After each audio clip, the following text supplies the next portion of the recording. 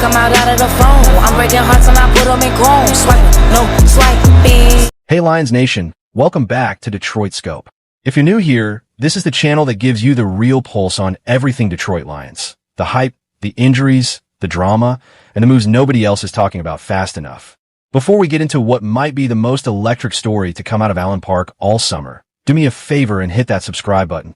We are closing in on 1,000 subscribers, and every single one of you who joins us gets us closer to bigger giveaways, bigger content, and a bigger voice for this fan base. So if you love the Lions, smash that subscribe button right now, because trust me, you do not want to miss what's coming. Now let's get into it, because training camp in Allen Park just turned into a full-blown soap opera, and the season hasn't even started yet. Day 3 of camp opened with intrigue at the guard position. Christian Mahogany, the man who has been on an emotional roller coaster of a career already, flashes of brilliance mixed with growing pains, is back in the building and immediately grabbed all the #1 team reps. That's not nothing. That's a statement. Because right now, the left guard spot is one of the most hotly contested battles on the entire roster. You got Mahogany. You got Juice Scruggs. You got Ben Barch. And lurking in the shadows, almost forgotten by the fan base, dark horse candidate Miles Frazier. For men, one job, and only one of them is walking out of camp with a starting role. Keep an eye on this one, because whoever wins that battle could be protecting Jared Goff's blind side, or at least holding down the interior for the next 16 games. And speaking of battles, there's a subplot brewing that Lions fans need to pay very close attention to. Amani Oruwariye reportedly got the best of Juice Scruggs in one-on-one drills. Now, on the surface, that might sound like a small, forgettable moment in a random training camp practice. But in the NFL, these little skirmishes in July and August tell you everything about who's ready and who isn't. Scruggs was supposed to be a steady presence on that interior line. If he's getting beat in individual reps this early, that guard competition just got even messy, eh? Meanwhile, on the other side of the ball, the wide receiver room is cooking. Jameson Williams, JMO, is reportedly playing out of his mind. Contested catches, full command of the route tree. And it's not just fans buzzing about it. Head coach Dan Campbell himself came out and said this could be a breakout season for JMO, that the coaching staff genuinely loves where he's at right now. Let that sink in for a second. This is a receiver who, not too long ago, some analysts were questioning whether he'd even round out the 53-man roster in a crowded room. Now he's drawing praise directly from his head coach in the middle of camp. If Jameson Williams turns into the deep threat everyone always dreamed he could be, defenses across the NFC are going to have serious problems. And he's not the only one. Amon-Ra St. Brown is reportedly already expecting big things out of second-year receiver Tom Kennedy. Sorry, let's be clear here, out of the young talent coming up behind him, with buzz building that this receiving core could be must-watch television by October. Add in Greg Dortch, who is fitting into that return specialist role, like it was custom-tailored for him, while also flashing as a legitimate playmaking option at receiver, and you start to see the picture. This Lions offense, on paper right now, in the middle of July heat and two-a-days, looks like it could be one of the most explosive units in the entire league. But football is a cruel game, and just as the excitement starts to build, the injury bug always seems to show up right on cue. Let's start with the less alarming of the two situations. Alan McNeil picked up what looked like a neck injury during a practice rep. Beat reporters on the scene described it as looking like a precautionary exit, nothing that appeared catastrophic in the moment. Now, looked precautionary and confirmed not serious are two very different things, and until the Lions officially clear him, Lions fans everywhere are going to be holding their breath a little bit every time McNeil lines up. Fingers crossed this is much ado about nothing. The other injury situation, though, carries a lot more weight, and honestly, it's the domino that set off the biggest story of the week. Rookie linebacker Jimmy Rolder, Detroit's 4th-round pick this year, left practice and did not return, being evaluated for what's being described as a leg injury.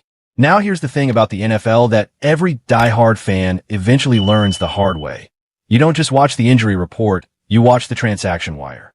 Because more often than not, when a player goes down and a new face walks through the building door within 24 to 48 hours, that tells you far more about the severity of the injury than any official statement ever will. And that is exactly what happened here.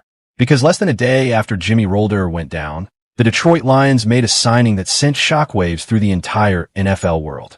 They didn't bring in some journeyman looking for a training camp look. They didn't bring in a body just to fill out numbers and walk throughs.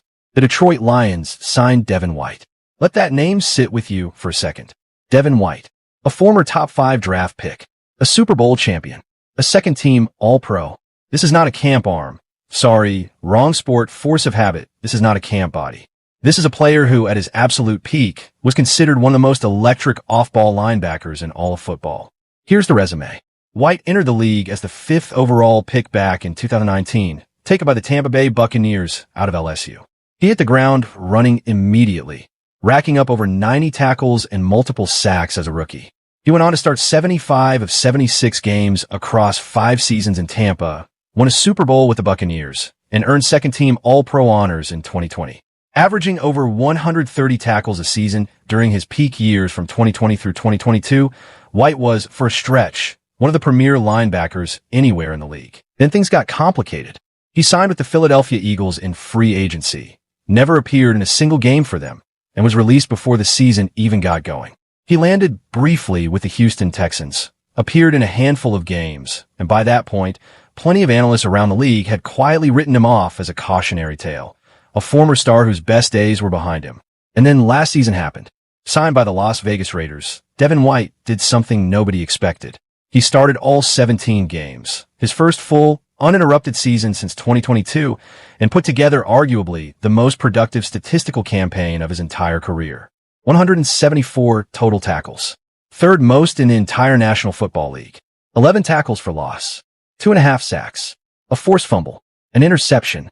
He became just the 13th player since 1994 to record at least 170 tackles in a single season. That is elite, historic-level tackle production. Now, let's be tabloid honest with you here, because we're not just going to feed you the highlight reel and pretend everything about this signing is sunshine and rainbows. There's a very real, very legitimate concern buried inside those gaudy tackle numbers. Advanced metrics from Pro Football Focus paint a much messier picture. White's missed tackle rate last season sat around 15%, one of the highest marks among linebackers in the entire league. Compare that to Jack Campbell, Detroit's homegrown do-it-all linebacker, who posted a missed tackle rate of just 3.5%, one of the lowest in football. In coverage, White allowed dozens of catches on a completion percentage north of 80%, giving up multiple touchdowns through the air. His overall PFF grade last year ranked him near the bottom of qualified linebackers league-wide. So here's the real story, the one underneath the flashy tackle totals. Devin White racks up volume. He is around the football constantly. He flies to the ball with elite closing speed, and he simply accumulates tackles because he's involved in nearly every play. But the efficiency, the missed tackles, the coverage lapses, those are legitimate red flags that Lions fans should not sweep under the rug just because his name carries Super Bowl and All-Pro weight. But here's where it gets exciting, and here's why this signing has Detroit Scope fired up. Pair Devin White with Jack Campbell. Think about that combination for a second. Campbell, the sure tackling, disciplined, do-everything anchor of Detroit's defense. A player whose tackle total last season actually edged out White's by just a couple of stops, while doing it with elite efficiency. And now you drop in White, a player with blazing 4.4 speed, sideline-to-sideline range, and a nose for the football that borders on relentless. If Kelvin Shepard and the Lions defensive staff can coach up the tackling consistency and tighten the coverage responsibilities, you're talking about a linebacker duo with legitimate speed, physicality, and playmaking ability at every level of the field. It's been speculated for weeks now that Detroit is planning to lean heavily into nickel personnel this season, meaning fewer snaps with 3 traditional linebackers on the field at once. Before this signing, the expectation was that the base package would likely feature Jack Campbell, Derek Barnes, and Malcolm Rodriguez rotating through, with Barnes sliding into more coverage-heavy responsibilities and nickel looks. Now, with Devin White in the building, that math changes completely. Does White push directly into the starting lineup? Does he take over that weak side role in 3 linebacker sets? Does he become the enforcer Detroit rotates in on early downs while Barnes and Rodriguez handle coverage duties? Nobody outside of Allen Park knows for certain yet. But one thing is clear.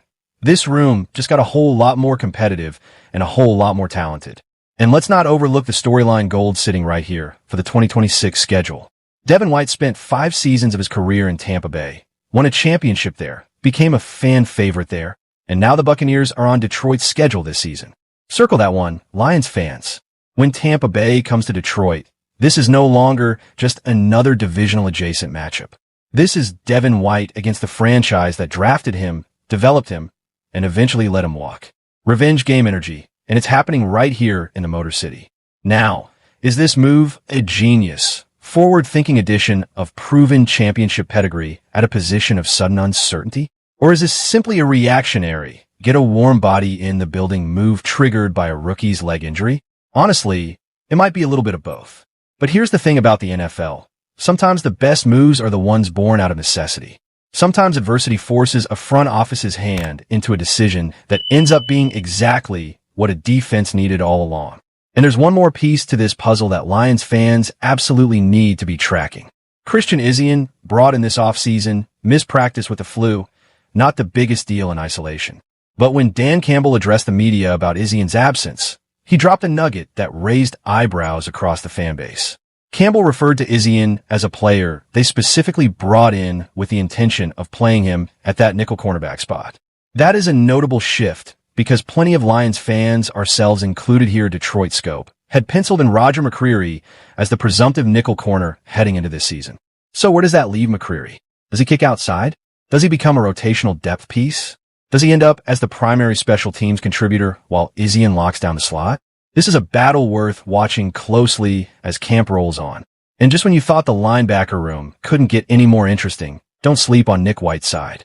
On day 3 alone, Whiteside came away with an interception off veteran quarterback Teddy Bridgewater, and also broke up a pass intended for Jameson Williams. This is a name that wasn't even on most Lions fans' radar just a few days ago, and now he's flashing playmaking ability against a receiver who is himself playing out of his mind this camp. Could Nick Whiteside be quietly working his way into the cornerback 2 conversation? We're not putting him there yet, but Detroit Scope is officially telling you to keep his name on your watch list.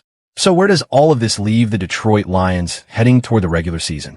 An offense buzzing with confidence, led by a receiving core that has the head coach himself using the word breakout. A defense that just added a former Super Bowl champion and all-pro linebacker in the middle of camp, pairing him alongside one of the most reliable tacklers in the entire league. An offensive line battle at guard that remains completely unsettled with 4 viable candidates. And a secondary shuffling roles in real time, with question marks swirling around exactly who is going to be handling nickel duties come week 1.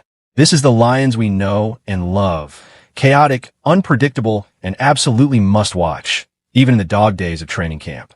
We want to know what you think. Is Devin White going to be a difference maker for this Detroit defense? Or is this simply a name brand signing that won't move the needle the way the tackle total suggests? Drop your take in the comments below, because we read every single one of them, and we love the debate this fan base brings every single time. If you enjoyed breaking down this training camp madness with us, do us a huge favor. Hit that like button. It genuinely helps push this content out to more Lions fans who need to see it. Drop a comment letting us know your thoughts on the Devin White signing, on the guard battle, on the nickel corner situation, all of it. And if you haven't already, subscribe to Detroit Scope.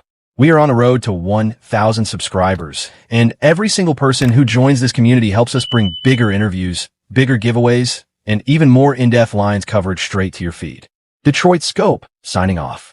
We'll see you in the next one.